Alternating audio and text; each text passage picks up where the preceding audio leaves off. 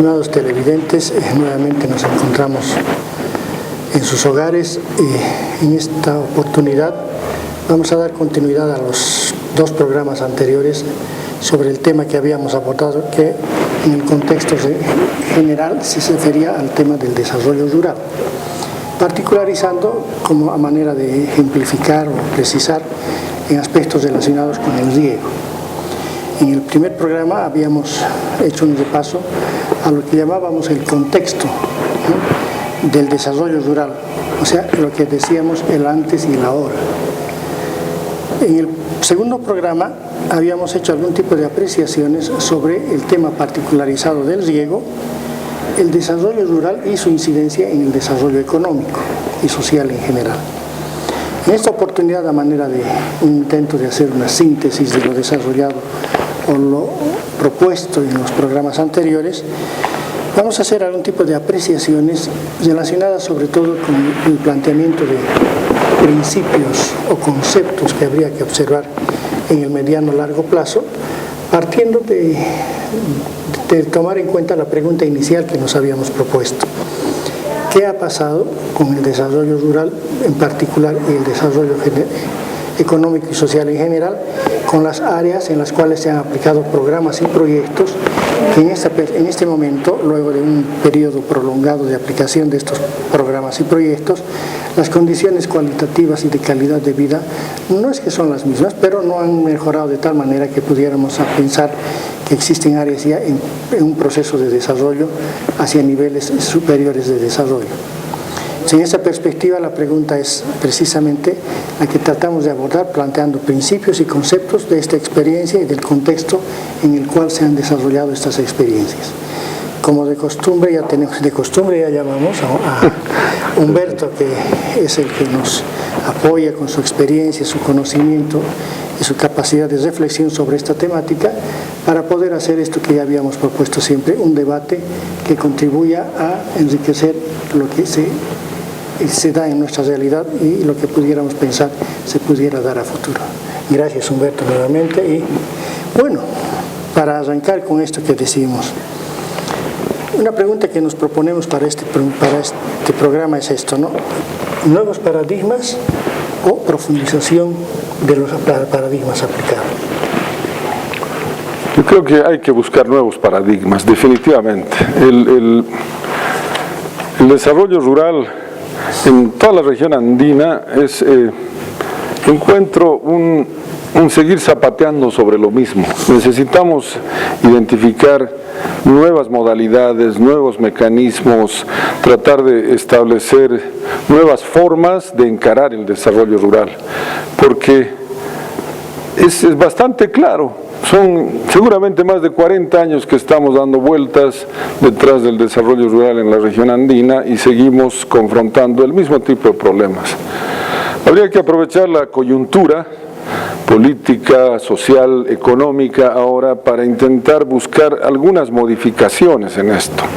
Posiblemente sería interesante considerar una movilización más intensiva hacia el oriente, por ejemplo. Las regiones más pobres de Bolivia tal vez debieran intentar buscar nuevos caminos, buscar nuevos horizontes en espacios donde hay una perspectiva mucho más grande de futuro y de actividad agrícola. Frente a esta situación, lo que llamábamos al inicio, ¿no?, decíamos principios o conceptos que deberíamos observar en los diferentes elementos que hemos ido tocando, han sido de alguna manera relevantes para poder hacer apreciaciones que el momento actual es muy diferente al momento anterior por muchas connotaciones, empezando por esto que habíamos hablado al principio, el cambio climático. ¿No? En esa perspectiva, entonces, respecto al cambio climático, en lo que diríamos principios o conceptos a observar, ¿cuáles considerarías? Podría ser, respecto también a los otros aspectos, la parte tecnológica, etcétera, etcétera. Bueno, el cambio climático definitivamente está ahí y hay que buscar enfrentarlo. Y nuestras áreas rurales son de alta vulnerabilidad porque tenemos una muy grande dependencia del agua, de las lluvias.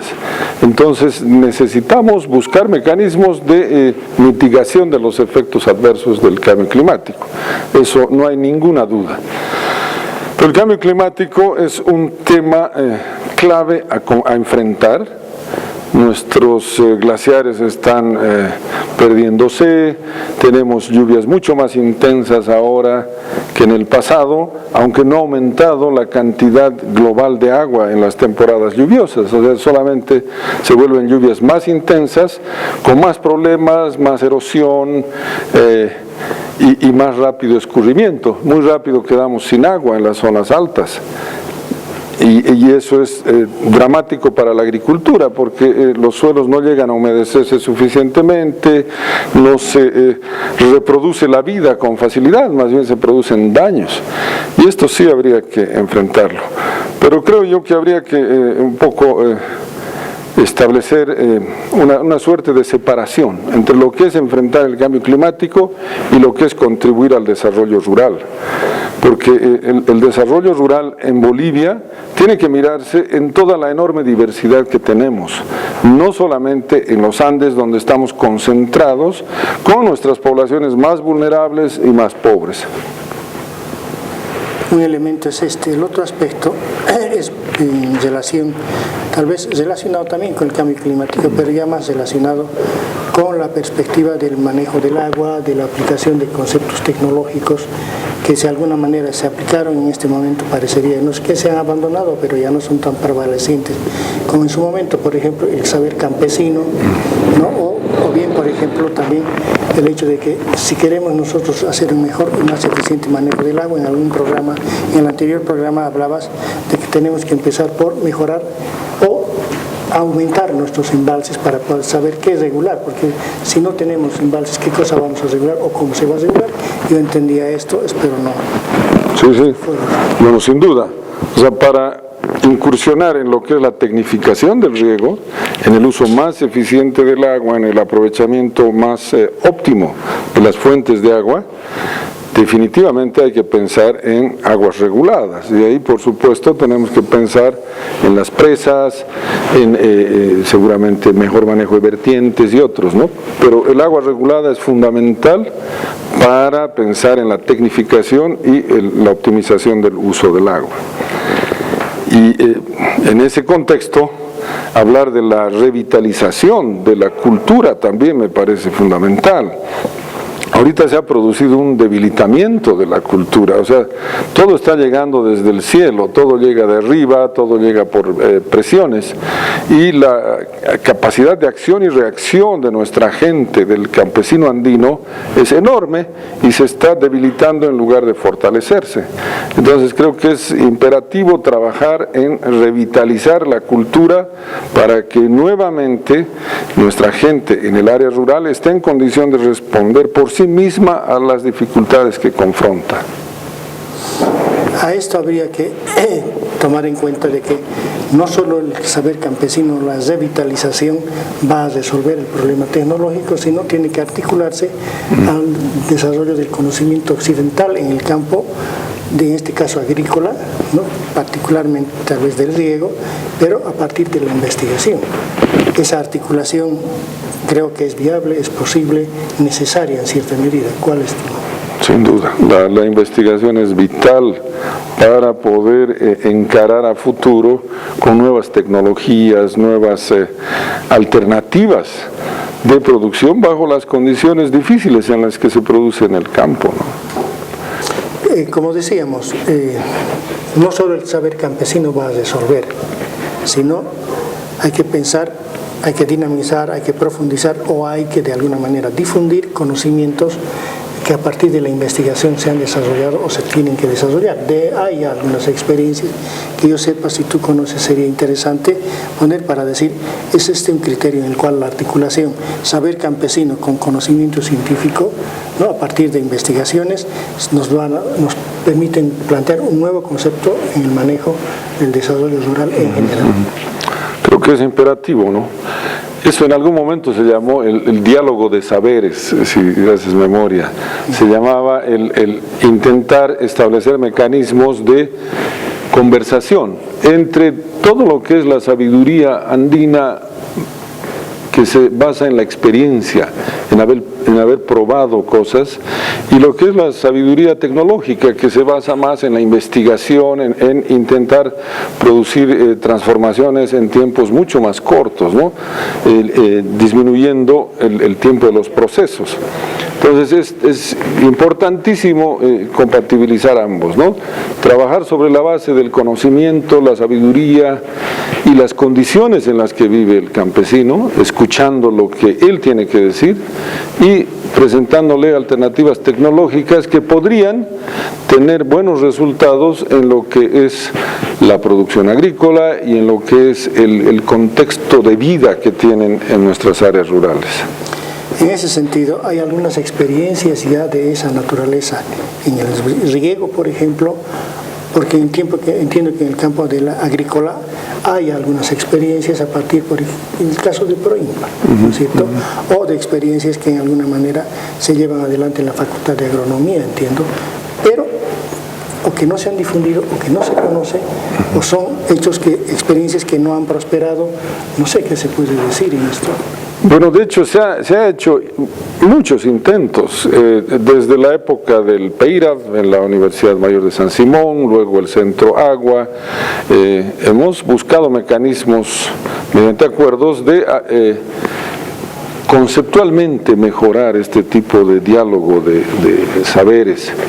Y de hecho eso se plasmó en gran medida en lo que se vino a llamar el acompañamiento, que consistía en un proceso de interacción entre usuarios y técnicos para que en conjunto se puedan generar los proyectos, ¿no? Es un tema que ya lo habíamos conversado antes, y que a partir de esta conversación precisamente se generen proyectos más acordes a las expectativas del campesino, pero que también tengan su inyección tecnológica, una dosis tecnológica importante que permita obtener mejores proyectos, que permita obtener mejores resultados.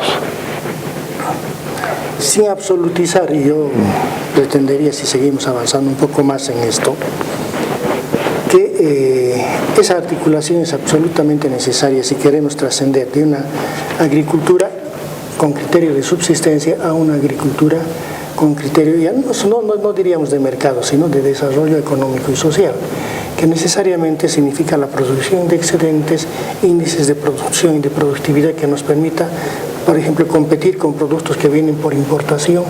Si no hacemos esta articulación, estamos siempre debatiéndonos en este proceso de hacer más llevadera la pobreza, que decía. Así es.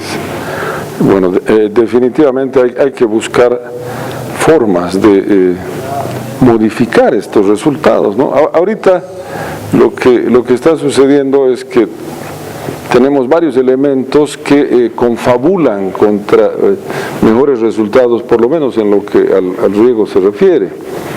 Uno de ellos es el minifundio, o sea, cada vez tenemos menos tierra, el campesino tiene menos tierras, entonces se ve imposibilitado de darse a sí mismo una proyección de mediano y largo plazo, tiene que atender solamente lo que es lo inmediato. Entonces eso es un tema que debiera debatirse. El Estado tendría que empezar a discutir formas de resolver el tema del minifundio. A eso se añade un tema que ya habíamos conversado antes, que es el tema de la migración campo-ciudad. Se están quedando puros ancianos en el campo, y cómo van a enfrentar a futuro la producción si no tienen las condiciones para hacerlo. Y hay muchos más elementos que están detrás de esto, ¿no? Que seguramente tendrían que debatirse más a nivel de región, a nivel de Estado, y ver las opciones que tenemos como país. Porque no podemos abandonar que un referente para actuar en función del desarrollo es el mercado. Y no hablar del mercado significa hablar de una economía capitalista, sino porque estamos en este momento tal vez circunscribiéndonos a la agricultura de la pequeña unidad productiva, ¿no es cierto? Sí. Porque la agricultura empresarial, que tiene realmente un criterio estrictamente empresarial y de capital, es de otra naturaleza y los campos de acción y su desempeño es diferente, no es el mismo, no es el caso de Santa Cruz. Entonces, en esa perspectiva, el mercado es un referente, no podemos omitir esto, ¿no es cierto? Sin ninguna duda, el mercado de hecho es el que te condiciona, pues qué vas a producir y para quién vas a producir.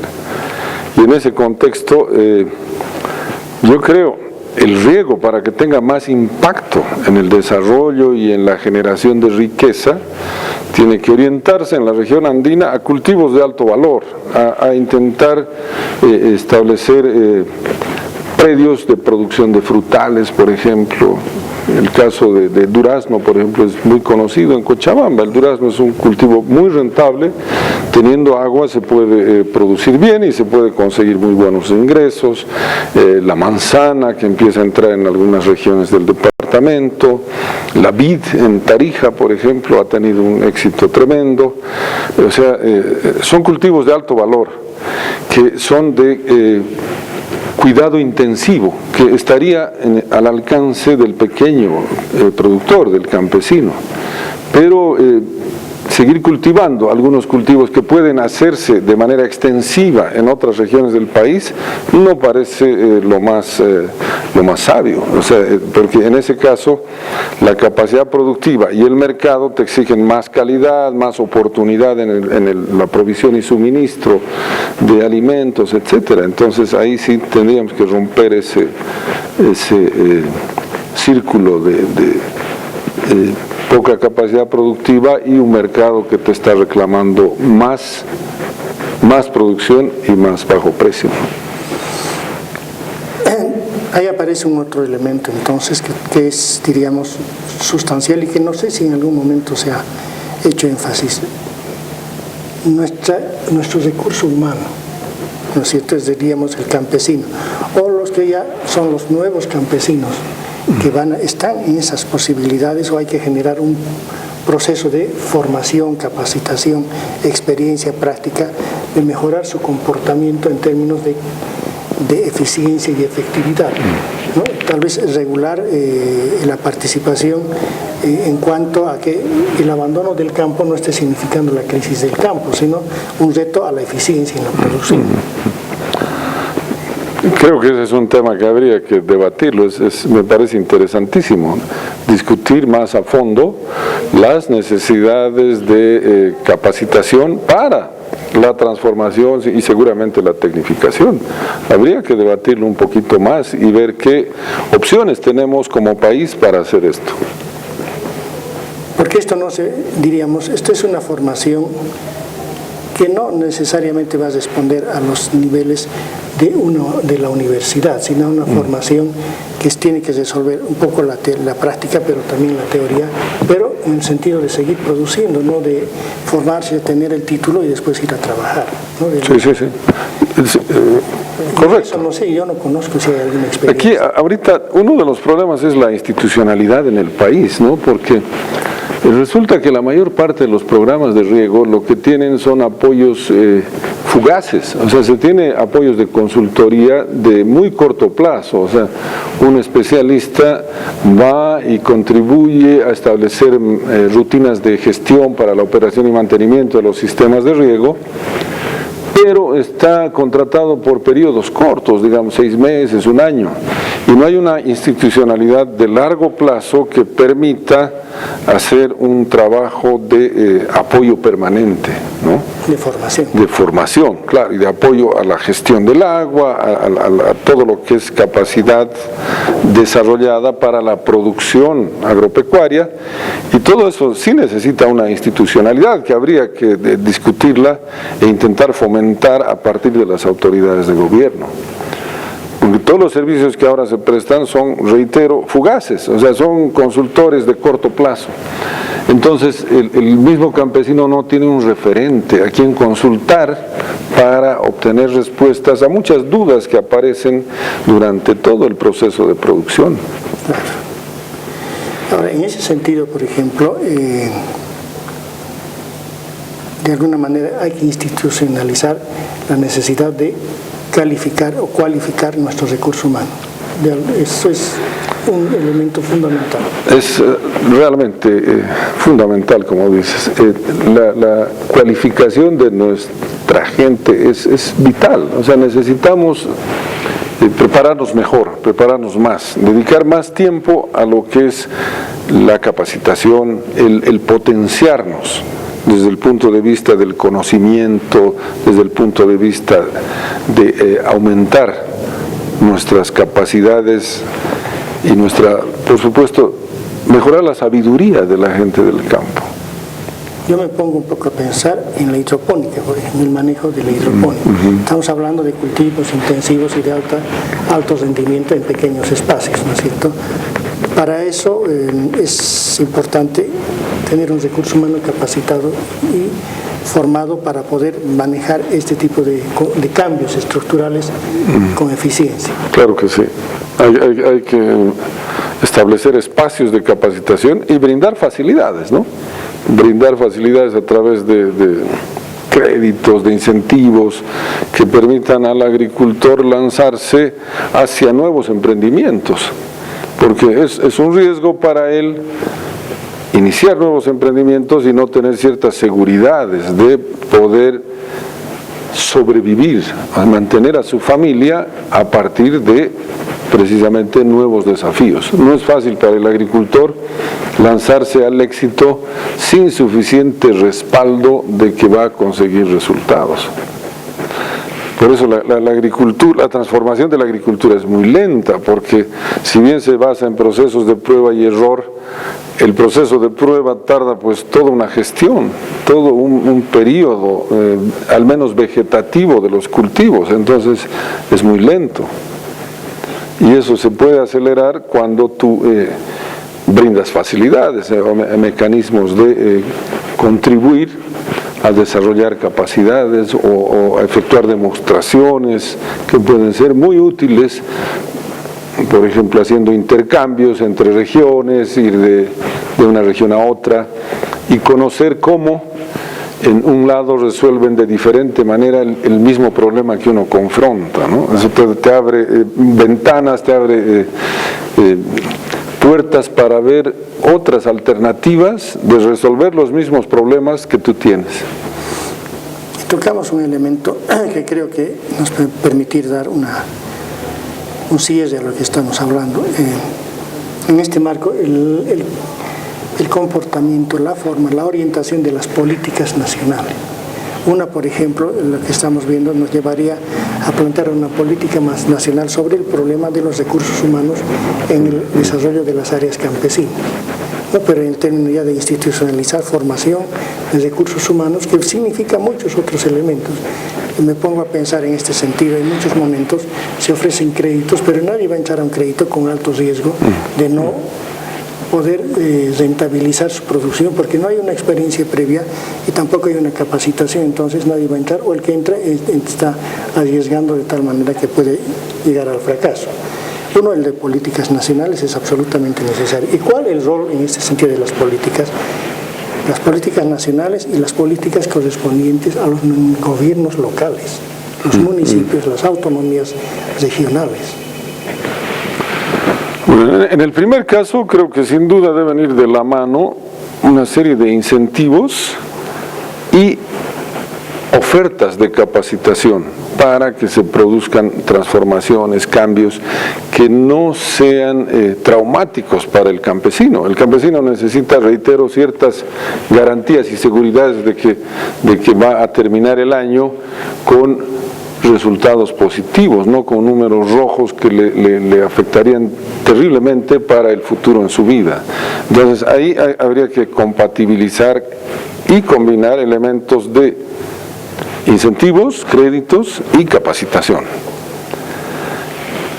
Por otro lado, en lo que son políticas regionales y delegación de responsabilidades a nivel regional, Encuentro que a veces se nos pasa la mano con todo lo que es el enfoque de subsidiariedad. Estamos cargando demasiado la mano a los municipios. Y el municipio es la estructura más débil de todo el conjunto de estructuras del Estado que tenemos. Entonces, el municipio prácticamente tiene que hacer de todo y en muchos casos no tiene condiciones.